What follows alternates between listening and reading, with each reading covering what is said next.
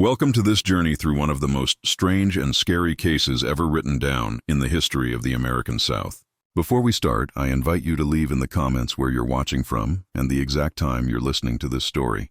We want to know what places and what times of day or night these true stories reach. The year was 1852 when Thomas Bogard, a rich plantation owner from Calhoun County, Georgia, first noticed the small changes in his wife's behavior. Elena Whitmore Bogard had always been known for her calm personality and graceful way of acting among the county's rich people. The Bogard Plantation, Willow Creek, stretched over 2,000 acres of good farming land, where cotton bloomed like white clouds touching the earth. Thomas had gotten the property from his father, along with the 47 people he kept as slaves to work the fields. The main house stood proud on a small hill, its white columns shining in the southern sun, looking over the workers' houses that were hidden behind a group of ancient oak trees. The Bogards had been married for 7 years without having a baby, a fact that had begun to cast a shadow over their otherwise successful life.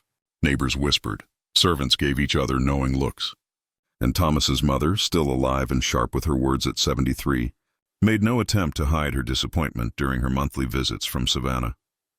Elena had lost 3 babies before they were born, each one leaving her more quiet and withdrawn than before. The last one, just 8 months before the events that would happen, had almost killed her. Dr. Williams, the only doctor within 20 miles, had warned them both that another pregnancy might kill her. On a very humid evening in April, as the mockingbirds sang their complicated songs from the magnolia trees around the property, Elena came to her husband in his study. Thomas was looking over the plantation's money records, a glass of bourbon at his elbow when she entered without knocking, something she had never done before. "Thomas," she said, her voice barely heard over the creaking ceiling fan, "there's something in the east field. Something not right." Thomas Bogard barely looked up from his account books. The plantation had produced a record harvest the season before, and he was figuring out how to make the operation bigger. "What do you mean, Elena? Speak clearly." "I saw a man there this morning," she continued, twisting her handkerchief between her fingers, standing still as a statue among the cotton, just watching the house. Thomas finally raised his eyes, noticing the unusual paleness of his wife's face. "One of the field hands, I think." "No." Elena shook her head slowly. "Not one of ours? I've never seen him before." He was tall with strange eyes. "Eyes like I've never seen." Thomas laughed, a sharp sound that bounced off the mahogany-paneled walls. "You've been reading too many of those scary novels from Boston. Probably just a homeless person passing through. I'll have Jackson check around the edges of the property." But Elena didn't smile. He looked at me, Thomas, directly at me from across the field as if he knew me. According to records found later in Elena's personal diary, she would see this same figure 7 more times over the following weeks. Each time he would be standing perfectly still, watching the house from different spots around the property, by the old well near the western edge, beneath the willow tree by the creek that gave the plantation its name, at the edge of the family cemetery where 3 generations of Bogards were buried. Elena wrote down each sighting carefully, noting the time of day, the man's position, and her own growing sense of worry. Thomas dismissed her concerns completely. The spring of 1852 had brought unusual tensions to Calhoun County. There had been rumors of people who wanted to end slavery moving through the area, and several neighboring plantations had reported missing workers. Thomas was far more concerned with these real problems than with what he thought was his wife's increasingly weak imagination. What neither of them knew then was that Elena was already going to have a baby. The pregnancy that would change everything had begun. The Bogard home had always been filled with whispers. The high ceilings and long hallways seemed to catch and hold conversations, carrying words to ears that weren't supposed to hear them. The enslaved house staff moved silently through the rooms, witnessing everything while staying as invisible as possible to their owners. It was one of these people, a woman named Sarah, who had been with the Bogard family since Thomas was a child, who first noticed the changes in Elena's body. According to a statement Sarah gave many years later, when talked to by a historian from Atlanta University in 1961, she had talked to Elena about her suspicions in May. Just weeks after the first sighting of the mysterious man, Miss Elena was different, Sarah reportedly said. Not just in her body, though I could tell she was carrying a baby. It was her eyes. They'd follow things that weren't there. She'd stare at empty corners of rooms like she was watching something move across them. Elena told Sarah about her pregnancy before telling her husband. The joy that should have come with such news was instead replaced by a deep fear she couldn't explain. Elena made Sarah promise not to tell anyone, not even Thomas, until she was ready. This secrecy would later be noted by the county doctor as the first sign of Elena's mind getting worse. The Bogard Plantation kept an unusual quiet that summer. While neighboring properties held fancy barbecues and dances, Thomas kept to himself, worried about business matters and increasingly worried about his wife's behavior. Elena had started spending hours in the nursery, a room that had been prepared and left empty after each of her previous lost babies. Sarah reported finding her there at odd hours, sitting in the rocking chair by the window, staring out toward the east field where she had first seen the strange man. It wasn't until late June, when her condition became impossible to hide, that Elena finally told Thomas about the baby. The news should have brought celebration, but Thomas's journal entries from this time show a man caught between hope and fear. He came to me today with news that under different circumstances would have brought me to my knees with gratitude, he wrote on June 23rd. We are to have a child at last. Yet I find myself troubled by her manner. She speaks of the child as if it were already a complete person with thoughts and plans of its own. When I expressed my joy, she looked at me as if I had failed to understand something important. Dr. Williams has been called. I pray he finds nothing wrong beyond the natural worries of an expecting mother who has known loss. Dr. Williams visited the plantation the following day. His medical records kept in the Calhoun County Historical Society files note that Elena's physical health seemed excellent, far better in fact than during her previous pregnancies.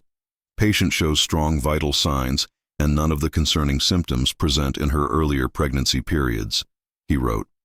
However, she shows unusual fixed thoughts and what might be described as paranoid thinking about the nature of her pregnancy. The doctor prescribed bed rest and calming teas, standard treatments for what was then diagnosed as feminine hysteria. He told Thomas that such psychological oddities were not uncommon in pregnant women and would likely go away after the child was born. Thomas, eager to believe this reassuring diagnosis, threw himself into preparations for the heir he had waited so long to welcome.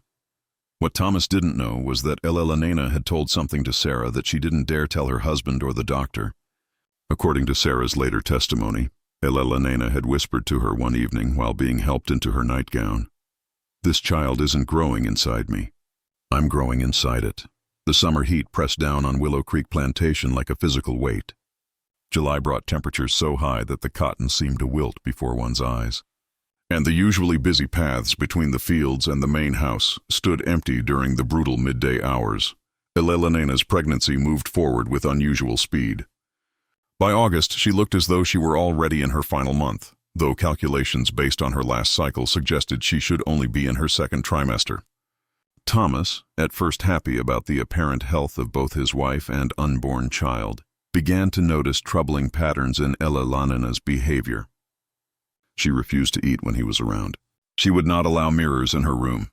Most worryingly, she had started locking her bedroom door at night, something she had never done during their marriage.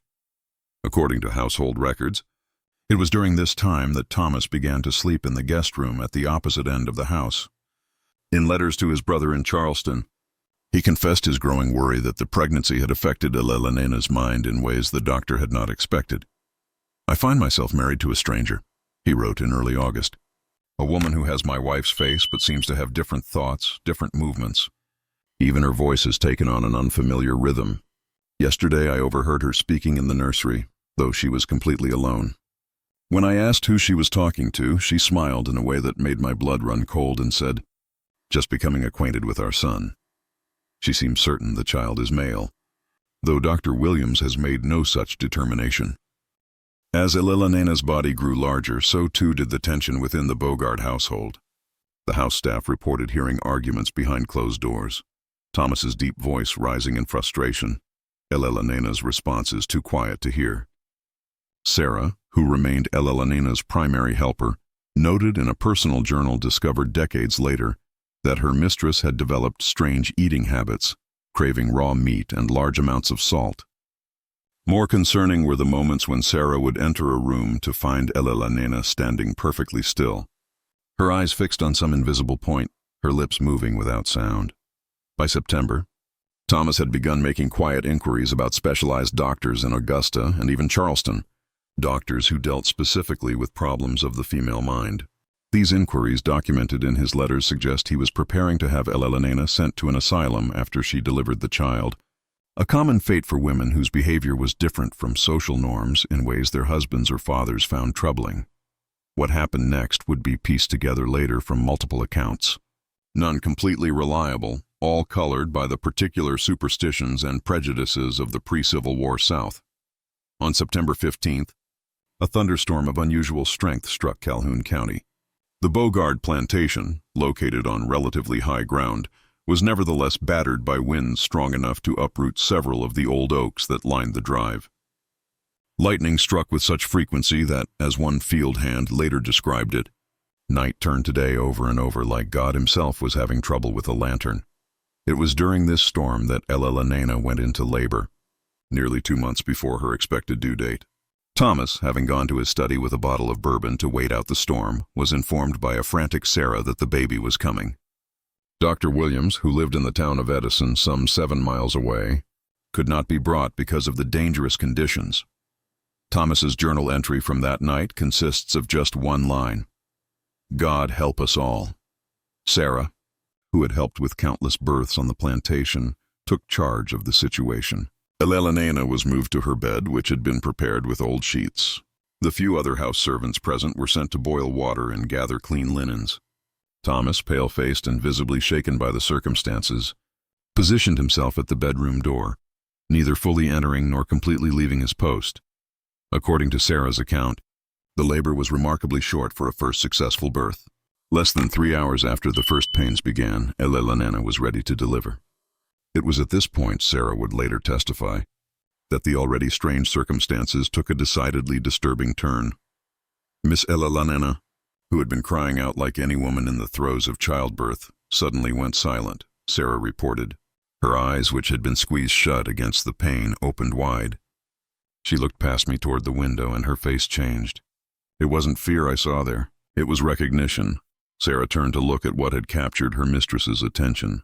Through the rain-lashed glass, barely visible in the flashes of lightning, stood the figure of a man. The same man, Sarah would later insist, that la nena had described seeing in the fields months earlier, tall, unnaturally still, with eyes that seemed to glow with their own inner light. When Sarah turned back to la nena, the baby was already emerging. The birth itself, as written down in multiple accounts, was remarkably easy, as if, one report stated, the child was eager to enter the world. Thomas, hearing the infant's first cry, finally entered the room fully, walking toward the bed where his wife lay with their newborn son held in her arms. The historical record becomes unclear at this point. Thomas's journal entries stop entirely for nearly 2 weeks following the birth. Sarah's testimony, given years later, contains contradictions and elements that scholars have said come from the superstitious nature of the time. What seems clear is that something about the child's appearance caused immediate concern. Dr. Williams, who arrived the following morning once the storm had passed, made a clinical note that the infant, while otherwise healthy and well-formed, displayed an eye abnormality of significant nature. This clinical language likely referred to what household staff more bluntly described: the baby had unusual eyes. Eyes that, according to multiple witnesses, did not look like either Thomas's deep brown or la nena's clear blue, but instead were a distinctive amber color with vertical pupils, like those of a cat or snake, as one account put it. Thomas Bogard, confronted with his son's unusual appearance, reportedly turned to his wife and asked a question that would echo through the county for years to come. "Who is the father of this child?" La nena's response, recorded independently by both Sarah and a kitchen servant who was present, was mysterious but chilling. "He has been watching us from the fields, waiting. Now he no longer needs to wait." While unusual eye colors and even certain birth conditions affecting the pupils might have medical explanations, the reaction of Thomas Bogard suggests he saw something in his supposed son that went beyond natural variation. Records from the Calhoun County Courthouse show that within 3 days of the birth, Thomas had called his lawyer from Edison to change his will, specifically excluding the newborn child from inheriting the plantation or any Bogard family assets. The baby, named James despite Thomas's objections, became the center of increasingly disturbing events at Willow Creek Plantation. Household staff reported that the infant never cried, even when hungry or unattended. More strangely, multiple witnesses claimed that James seemed to follow movement with an awareness that should have been impossible for a newborn. Dr. Williams, making weekly visits to check on mother and child, noted the baby's early development and unusual alertness, but said these observations were due to the natural tendency of new parents and household staff to see adult characteristics in infants. Elena, meanwhile, appeared to recover quickly from the birth, regaining her strength and figure with surprising speed. However, her mental state, as written down by both Thomas and Dr. Williams, continued to get worse. She insisted on keeping the baby with her at all times, refusing to allow a wet nurse, despite this being the common practice among women of her social standing. She spoke to James in low, secretive tones when she thought no one was listening, and most troublingly, she began to make references to when they come for him, though who they might be, she never explained. Thomas, increasingly convinced that the child was not his biological son, started a quiet investigation into possible lovers his wife might have seen. This investigation, conducted primarily through his overseer Jackson, found no results. No one among the household staff or field workers could remember Elena meeting privately with any man other than her husband. The mysterious figure she claimed to have seen watching from the fields was dismissed as a hallucination, the product of a troubled mind. Yet something had changed in the relationship between Thomas and Elena. Where once he had dismissed her fears, he now seemed to share them, though for different reasons. Household staff reported overhearing him ask Elena repeatedly about the man with the strange eyes, his tone suggesting he no longer believed this figure to be imaginary. By October, just weeks after James's birth, Thomas Bogard had begun to spend less and less time at Willow Creek. Business trips to Savannah and Augusta that would normally have taken days now stretched into weeks. When he was home, he avoided the nursery entirely and would not look directly at the child when Elena brought him into a room. County records show that during this time, Thomas made large cash withdrawals from his accounts at the Edison Mercantile Bank, funds that were never accounted for in the plantation's financial records. Elena, for her part, seemed to retreat further into a private world shared only with her son. Sarah noted that her mistress had started walking the grounds at dawn, carrying James and whispering to him as she traced and retraced a specific path from the main house to the east field where she had first seen the mysterious figure, then to the family cemetery and back again. When asked about these walks, Elena would smile vaguely and say only that she was showing him the way. The final months of 1852 passed in a state of hanging tension at Willow Creek. Thomas returned from a business trip in early November to find that Elena had fired half the household staff without asking him. Those who remained reported increasingly unpredictable behavior from their mistress, periods of absolute stillness followed by bursts of frantic activity, one-sided conversations with empty rooms, and a growing obsession with the phases of the moon, which she tracked in a journal using a system of marks that no one else could understand. James continued to develop at a faster rate. By December, at just 3 months old, he could sit upright without support, and had begun to make simple sounds that several household staff members insisted were attempts at speech. Dr. Williams, making what would be his final documented visit to the plantation on December 12th, noted that the child showed development consistent with an infant of approximately double his actual age, something he said was due to Elena's attentive care rather than to any medical abnormality. The doctor's notes from this visit contain one additional observation that would later be mentioned by investigators. Mrs. Bogard continues to show concerning behavioral patterns, including elaborate delusional systems involving her son's origins and purpose. Mr. Bogard appears equally troubled, though in his case the disturbance shows as increasing withdrawal and what might be termed selective blindness to the domestic situation. I have recommended that both parents consider a period of rest at the coastal property, though I doubt this advice will be followed. The coastal property mentioned was a smaller estate near Brunswick that had come to Thomas through his mother's family. It had stood empty for years, maintained by a skeleton staff. and visited only occasionally during the hottest summer months. Thomas's decision to suddenly move his wife and child there in the middle of winter raised eyebrows throughout the county. The official explanation that Elena needed sea air for her health was accepted with doubtful politeness by their social circle. What no one knew at the time was that Thomas Bogard had no intention of going with his wife and son to the coast. According to a letter discovered decades later in the possession of his brother in Charleston, Thomas had reached a breaking point in his ability to maintain the appearance of normal family life at Willow Creek. "I can no longer share a home with them," he wrote on December 20th.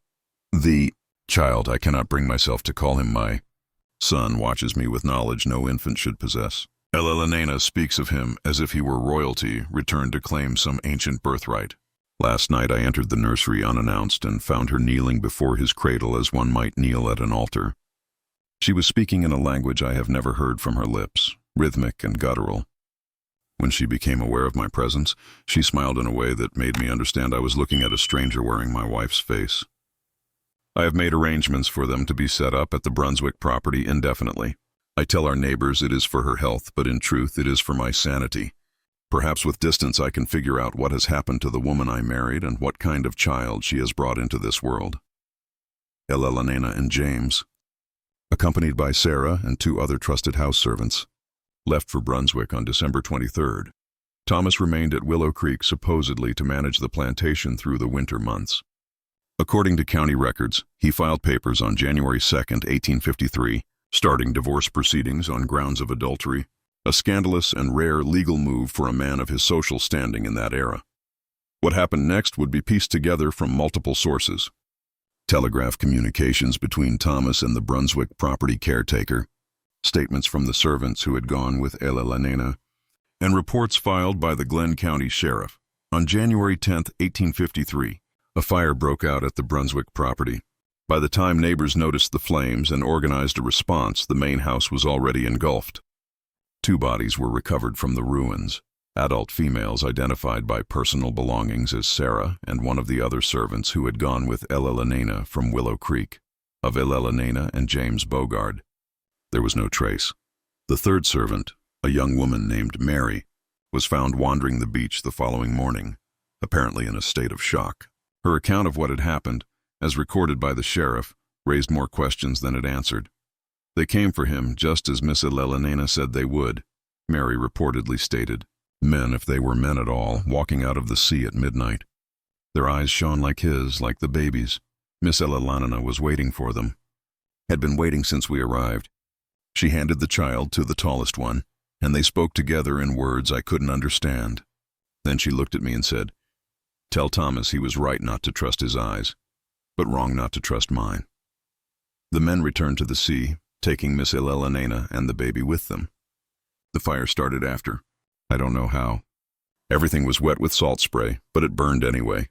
Mary's testimony was dismissed as the ravings of a traumatized mind. The official report concluded that Elena Bogard, in a state of mental illness after childbirth, had started the fire deliberately and fled with her infant son, possibly drowning herself in the process. Despite extensive searches along the coastline, no bodies were recovered, nor was there any sign that Elena had arranged transportation away from the area. Thomas Bogard, upon receiving news of the fire and disappearances, suffered what contemporary accounts described as a nervous collapse. He remained bedridden at Willow Creek for several weeks, attended by Dr. Williams and refusing all other visitors. When he finally emerged from this state, he ordered the Brunswick property leveled to its foundations, the debris cleared, and the land sold. He withdrew completely from county social life and ran the plantation through his overseer, rarely leaving the main house at Willow Creek. In 1855, Thomas sold Willow Creek Plantation and all its assets, including the people he had enslaved, to a cotton merchant from Savannah. He moved to Baltimore, where, according to city records, he established himself as an importer of European textiles. He never remarried and died childless in 1877, leaving his considerable estate to a series of educational and religious institutions. In his will, filed with the Baltimore courts, there was a curious provision: a trust established for the maintenance and security of the eastern boundary of the former Willow Creek Plantation in Calhoun County, Georgia. in perpetuity. This trust included funds for a stone wall to be built along this boundary and maintained indefinitely, though no explanation for this requirement was provided. The Bogard case might have faded into obscurity. One more tragic footnote in the complex social history of the pre-Civil War South.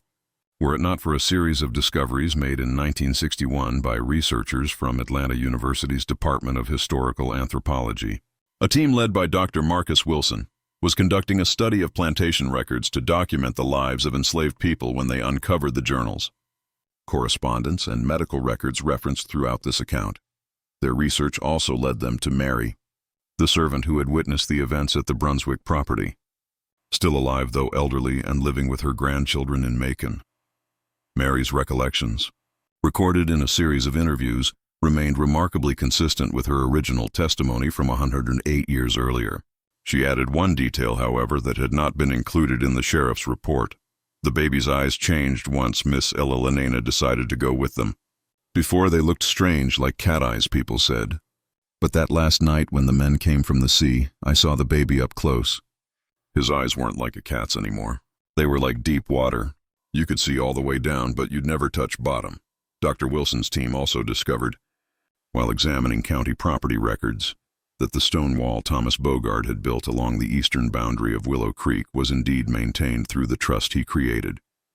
More curiously, they found that since 1853, there had been 27 documented instances of damage to this wall, always in the same location, always on nights of the full moon in September, and always repaired quickly using funds from the trust.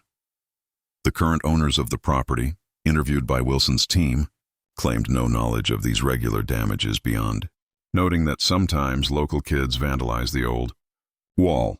They had never questioned the arrangement whereby a Baltimore bank periodically sent contractors to inspect and repair the structure. When shown photographs of the specific section that had been repeatedly damaged, the owners reported that they avoided that area of the property due to uncomfortable feelings they couldn't quite put into words. Dr. Wilson himself visited this section of the wall on September 15, 1961, 109, years to the day after James Bogard's birth. His field notes from that visit contain a final mysterious entry. Arrived at eastern boundary wall at approximately 11:30 p.m., full moon providing excellent visibility. The wall appears solid and well maintained, roughly 6 feet tall and 2 feet thick, constructed of local granite. Temperature unseasonably cool. At precisely midnight, I observed what appeared to be movement in the cotton field beyond the wall, perhaps an animal, though larger than one would expect. The figure, if it was a figure, remained stationary for several minutes, as if observing the property, before retreating into the deeper shadows. Most curious was the sensation I experienced while watching this area, a distinct impression that I was not observing my surroundings so much as being observed by them. I will not be returning to this location after dark, and I find myself grateful that my research here concludes tomorrow. Some histories, I believe, are best left undisturbed. The Atlanta University research team published their findings on plantation life in 1963, but their discoveries regarding the Bogard family were put into a brief appendix deemed too speculative and insufficiently documented for academic publication. Dr. Wilson retired the following year and never published. Further on the subject, the stone wall he described still stands along the eastern boundary of what was once Willow Creek Plantation, though the trust that maintained it finally ran out of funds in 1986. Local residents report that the wall continues to sustain periodic damage, always in the same section, always under the September full moon. As for the whereabouts of Elena and James Bogard after that January night in 1853, no conclusive evidence has ever emerged. No bodies were recovered from the Brunswick coastline. No record exists of Elena establishing residence elsewhere under her own name or an alias. The last documented mention of either figure comes from an unusual source, a lighthouse keeper log from Sapelo Island, some 30 miles north of the Brunswick property, dated January 11, 1853, the day after the fire. The entry reads, "Unusual lights observed offshore around 2 a.m. Initially mistook them for a vessel in distress. Upon further observation through my glass, determined the lights to be stationary, hovering just above the water's surface. Counted 3 distinct points of illumination, arranged in a triangle. As dawn approached, the lights descended below the water's surface. In 23 years at this station have never observed similar phenomenon. Below this entry, added in different handwriting and apparently at a later date, was a single line. The eyes of the deep ones have returned to the depths. May they remain there. The Bogard case remains unresolved, a historical curiosity from a time when the lines between medical observation, superstition, and psychological understanding were still blurred by the limitations of the era. What truly happened to Eleanor Whitmore Bogard and her unusual son may never be known. The stone wall along the eastern boundary of the former plantation stands as the only physical reminder of whatever Thomas Bogard feared might someday return from across that threshold. Those who have studied the case are left with Elena's mysterious warning delivered through her servant on that final night. Thomas was right not to trust his eyes, but wrong not to trust mine. In the complex tapestry of historical truth, sometimes the threads that stand out most clearly are those that cannot be easily explained by the conventional wisdom of any era. In 1968, an unexpected development occurred when a collection of Eleanor Bogard's personal belongings surfaced at an estate auction in New Orleans. The items had apparently been in the possession of a family with no obvious connection to the Bogards, and the source remained unclear. Among the artifacts was a leather-bound journal, water-damaged but partially readable, which appeared to have been kept by Eleanor during the final months of 1852 and the brief period at the Brunswick property. Dr. Wilson, though retired by this point, was contacted by a former student who had attended the auction and recognized the Bogard name from his professor's research. The journal was purchased and submitted for authentication, which confirmed that the handwriting matched samples of Eleanor's letters kept in the Calhoun County records. The most interesting entries began in late November 1852, approximately 2 months after James's birth, November 26th. Thomas believes I do not notice his absence or that I mourn it. How could I explain that his distance is a relief? He looks at James with such suspicion, such fear. If he knew the truth, he would not fear but worship. The child grows stronger each day. His eyes, which caused such alarm at his birth, have become even more pronounced in their unusual appearance. I find them beautiful beyond description. Sarah has taken to avoiding his gaze directly, though she continues to help with his care. Only I understand what those eyes mean. Only I know who waits beyond the eastern field. Several pages following this entry were too damaged to read, but a passage from early December was partially recovered, December 11th. He spoke today, not the meaningless babble of infants, but a single clear word. Thomas was mercifully absent, having ridden to Edison on business. Only Sarah witnessed it, and she has taken to her bed with what she claims is a fever. The word he spoke was not in any language known to this land, but I understood it perfectly. It was a name, his true name, not the James that Thomas insisted upon. I cannot write it down here. Human letters are not enough. But when he spoke it, I felt the waters of his true home surge within my blood. They are coming, as I have always known they would. The time approaches when decisions must be made. I find I have already made mine. The final readable entry was dated January 9th, 1853. The day before the fire at the Brunswick property. They are close now. I can feel them moving beneath the waves, drawing nearer with each tide. Thomas believes he has hidden us away here, protected his precious reputation from scandal by removing us from society's gaze. He does not understand that this was always the destination the sea calls to its own. James barely sleeps now. He watches the water through the window, his beautiful eyes reflecting patterns of light that I have come to recognize as communication. Tonight, when the house is quiet, I will take him to the shore. They will come with the midnight tide. I have instructed Mary to deliver my final message to Thomas, though I doubt she will be believed. Sarah suspects too much. Her loyalty to the Bogard family runs too deep to be trusted with what must occur. I regret what awaits her, but some prices must be paid for transformation. My son, for he is mine if not Thomas's, will return to his rightful people. And I have been offered a choice, the land or the depths. How could any woman who has seen what I have seen choose differently?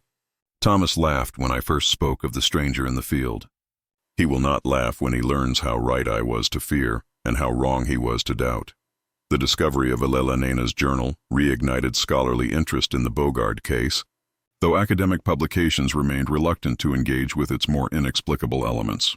A footnote in a 1971 study on pre-Civil War women's mental health dismissed the journal as elaborate delusions consistent with postpartum psychosis, possibly complicated by shared beliefs involving household staff. This clinical interpretation, however, failed to account for the physical evidence that continued to accumulate around the case. In 1972, marine archaeologists mapping the seafloor approximately 1 mile off the coast from the former Brunswick property discovered an unusual formation that defied geological explanation.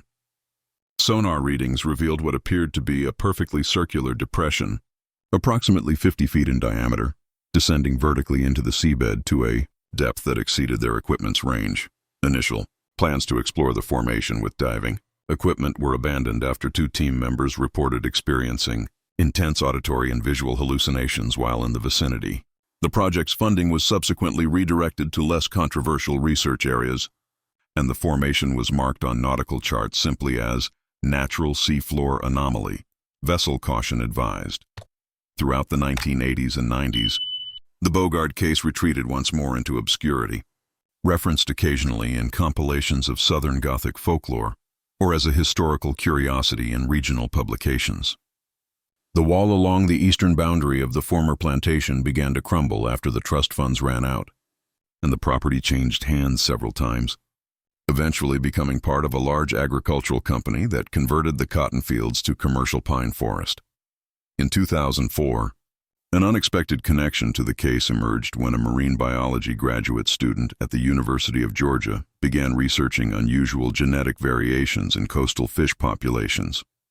Tara Williams, conducting DNA analysis of specimens collected along the Georgia coast, identified a previously undocumented genetic marker in several species that appeared with statistically significant frequency in samples taken near Sapelo Island and the Brunswick area.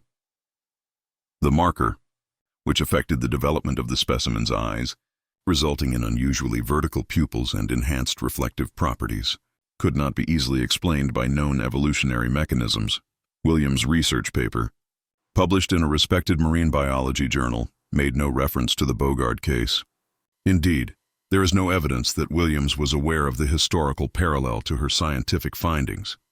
However, her faculty advisor, Dr. Robert Chen, had grown up in Calhoun County and recognized the potential connection. His personal letters, later donated to the university archives, reveal his decision not to mention the historical case to his student. While the coincidence is certainly striking, I see no scientific benefit in burdening Tara's excellent research with associations to local folklore, however documented that folklore might be. The genetic anomaly she has identified deserves to be evaluated on its scientific merits alone. Still, I find myself returning to the old stories my grandfather told about the Bogard infant with the strange eyes, and I cannot help but wonder if we are observing the distant echo of something that entered the coastal ecosystem 150 years ago. Science has no methodology for such speculation, so they remain private thoughts, not public hypotheses. Dr. Chen's caution was perhaps warranted. Williams' research secured significant funding for continued study of genetic anomalies in marine life along the Georgia coast, leading to several important discoveries regarding adaptation to changing ocean conditions. Had her work been tainted by association with the Bogard case, such support might have been less forthcoming.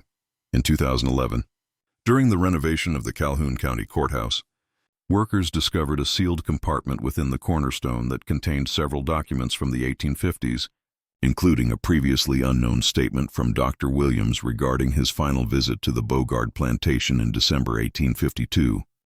This document, remarkably well preserved due to the airtight nature of its container, contained details that had not appeared in his official medical records. I herein record observations which I deemed inappropriate for medical documentation, as they reflect personal impressions rather than clinical facts.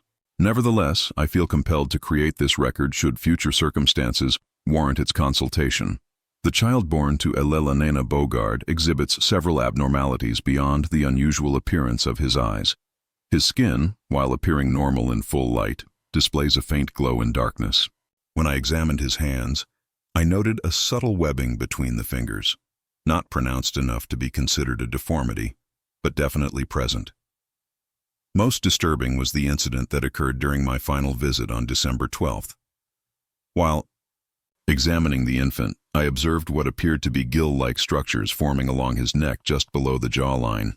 When I attempted to touch these formations, the child grasped my wrist with strength no 3-month-old should possess.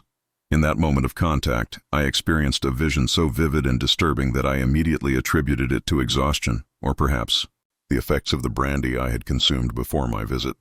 I found myself standing not in the Bogard nursery, but on a shore of black sand, facing an ocean that glowed with internal light. Figures moved in the illuminated depths, their forms suggesting human shape but wrongly proportioned, elongated. They were watching me with eyes identical to the infant's. The vision lasted only seconds before I pulled my hand free from the child's grip, but the memory of it has disturbed my sleep ever since. I have not shared these observations with Thomas Bogard, whose mental state appears increasingly fragile, nor have I included them in my medical records, as they would likely be interpreted as evidence of my own compromised judgment rather than factual documentation. I deposit this statement in the courthouse cornerstone, which I know is to be sealed during next month's centennial celebration, in the hope that should similar phenomena be observed in the future, this record might provide some context, however fantastic it may seem. The discovery of Dr. Williams's statement prompted renewed interest in the Bogard case among a small group of researchers specializing in historical anomalies. In 2013, an interdisciplinary team secured permission to conduct limited archaeological excavation at the site of the former Brunswick property. Their findings, while not conclusive, added further layers to the already complex narrative. Ground-penetrating radar revealed that the foundation of the house that burned in 1853 had been built atop an older structure, apparently a circular stone arrangement consistent with pre-Columbian native settlements in the coastal region. Carbon dating of charcoal fragments found within this older structure suggested it had been actively used as recently as the early 19th century, despite historical records indicating that the indigenous population had been forcibly removed from the area decades earlier. More curiously, the excavation team discovered a cache of small carved objects, primarily crafted from a dense black stone not native to the region. These carvings, approximately 3 inches in height, depicted humanoid figures with elongated limbs and oversized almond-shaped eyes. Several of the figures appeared to be emerging from or returning to wave-like formations at their base. The carvings were sent to the University of Georgia for analysis, but the findings were never published in peer-reviewed literature. Unofficial. Reports suggested that the material defied conventional geological classification, with molecular structures more consistent with deep-sea volcanic formations than any stone found on the North American mainland. By 2015, the various threads of the Bogard case, historical, archaeological, and biological, had attracted attention beyond academic circles. A television production company specializing in paranormal documentaries sent a film crew to Calhoun County with the intention of producing an episode centered on the story. Their initial research and filming proceeded without incident until they attempted to access the eastern boundary of the former plantation, where remnants of Thomas Bogard's wall still stood among the pine trees.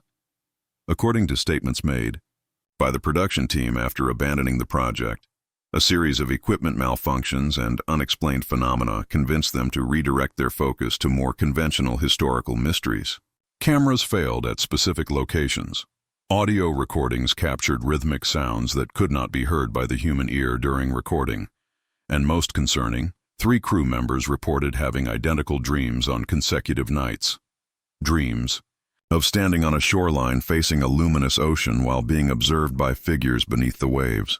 The producer, in an interview with a paranormal enthusiast website, stated, "I've worked on dozens of supposedly haunted locations, cryptid hunts, you name it. Most of the time we have to work hard to create any sense of the uncanny because these places are just places with stories attached to them." But the old Bogard property was different.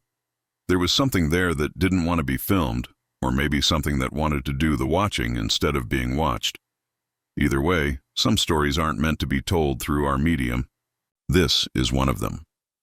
Perhaps the most puzzling development in the modern history of the Bogard case came in 2017, when genealogical researchers attempting to map historical plantation families made an unexpected discovery. The last male heir of Thomas Bogard's brother's line, a 73-year-old retired naval engineer named Richard Bogard living in Portland, Oregon, agreed to DNA testing as part of the project. The results revealed genetic markers unprecedented in the database, markers that, according to the puzzled technicians, showed significant divergence from standard human genome sequencing. When the anomalies were brought to Richard Bogard's attention, his reaction was reportedly one of unsurprised resignation. "There have always been rumors in our family," he told researchers, "about Elena and the child that wasn't really a Bogard. My grandfather used to say we carried the ocean in our blood and that someday it would call us home. I never understood what he meant until I joined the Navy. 30 years at sea, and I never once felt seasick. Always felt more at home on water than on land." Richard Bogard died of natural causes 6 months after this interview. His will contained an unusual provision. His body was to be cremated and his ashes scattered at sea, specifically at a location 1 mile off the coast from the former Brunswick property, directly above the circular depression discovered by marine archaeologists in 1972. The ceremony was conducted by the captain of a private charter boat who later reported that, as the ashes touched the water's surface, they seemed to glow momentarily before descending into the depths. The final documented chapter of the Bogard saga came in September 2019 when a Category 3 hurricane made landfall near Brunswick, Georgia. The storm, while destructive to coastal infrastructure, took an unusual path once it moved inland, weakening rapidly except for a concentrated area of intense wind and rain that tracked directly to the former Willow Creek Plantation in Calhoun County, more than 100 miles from the coast. Meteorologists were unable to explain this atmospheric anomaly, which defied established models of hurricane behavior. In the storm's aftermath, local officials discovered that the remnants of Thomas Bogard's wall along the eastern boundary of the property had been completely destroyed. Not merely damaged, as in previous instances, but pulverized to the point that no trace of the foundation remained.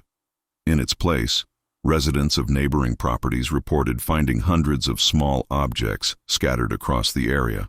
Black stone, carvings identical to those discovered at the Brunswick site 6 years earlier. Most of these carvings were collected by curious locals as souvenirs before authorities could document them properly. One, however, was turned over to the Calhoun County Historical Society, where it remains on display in a small exhibit dedicated to the Bogard case. This particular carving differs from those previously discovered in one significant detail. The figure depicted has the elongated limbs and oversized eyes common to all the sculptures, but it also appears to be carrying a smaller figure in its arms, a child. The placard accompanying this exhibit offers a cautiously worded summary of the case, concluding with what might be the most appropriate epitaph for this strange chapter in Georgia's history. The story of Elena Bogard and her son represents a unique coming together of documented historical events and enduring mystery. While conventional explanations involving mental illness, marital discord, and tragic accident cannot be dismissed, neither can they fully account for the persistent patterns of unusual phenomena associated with this case across more than 160 years. Perhaps the most telling detail lies in Elena's final message to her husband. He was right not to trust his eyes, but wrong not to trust hers. In the interplay between perception and reality, between the seen and the unseen, the Bogard case reminds us that history's darkest corners may contain truths for which our understanding remains inadequate. Visitors to Calhoun County today will find little to mark the former site of Willow Creek Plantation. The commercial pine forest that replaced the cotton fields is scheduled for harvesting next year. The main house foundation was bulldozed decades ago to make way for modern agricultural equipment. Only the family cemetery remains, enclosed by a rusting iron fence and largely reclaimed by the Georgia underbrush. Local residents still speak of unusual occurrences in the area, lights seen, moving through the pine trees on September nights when the moon is full, the sound of waves crashing where no water exists, children born occasionally with unusual amber-colored eyes. These stories are told as curiosities, tourist attractions, the kind of local color that any region accumulates over centuries of habitation. Yet certain patterns persist that defy dismissal as mere folklore. Marine biologists continue to document genetic anomalies in coastal species that appear with greatest frequency in waters near Brunswick. The circular depression on the seafloor grows incrementally wider each time it is measured. And every September during the full moon, residents living near the former plantation report dreams of standing on a distant shore, watching figures emerge from luminous waters, figures with eyes that see too much and know too well the secret history of the land where ocean and continent once existed as one. Thomas Bogaard's warning, encoded in his insistence on maintaining a barrier along his property's eastern boundary, seems both wise and futile in retrospect. Some thresholds once crossed cannot be sealed again. Some bloodlines once mingled continue to flow through generations, carrying memories of ancient origins and the promise of eventual return. Elena knew this when she made her choice on that January night in 1853, as the creatures she had once feared emerged from the sea to claim their child.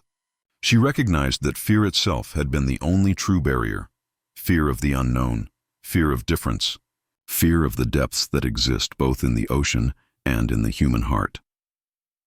The true horror of the Bogaard case lies not in the possibility that something inhuman entered a human bloodline, but in our collective reluctance to acknowledge how thin the membrane has always been between the world we think we know and the vastness that exists beyond our perception.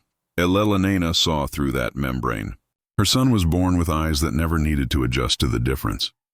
And somewhere in the depths off the Georgia coast, their descendants continue to watch the shore, waiting for the day when the wall between worlds crumbles completely and the ancient communion between land and sea is finally restored.